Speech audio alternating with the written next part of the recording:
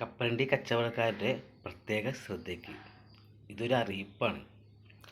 എത്രയും പെട്ടെന്ന് CM with me എന്നുള്ള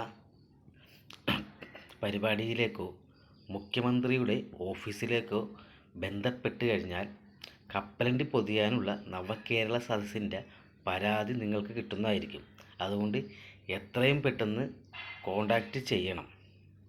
ഇതൊന്ന് കേട്ടു നോക്കുക.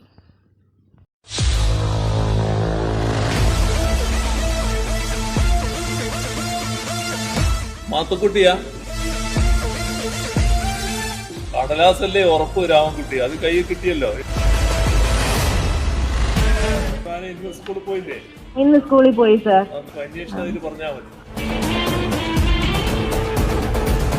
എല്ലാം നല്ല നടക്കട്ടെ. ഹലോ, രാമൻകുട്ടിയല്ലേ? ഹലോ.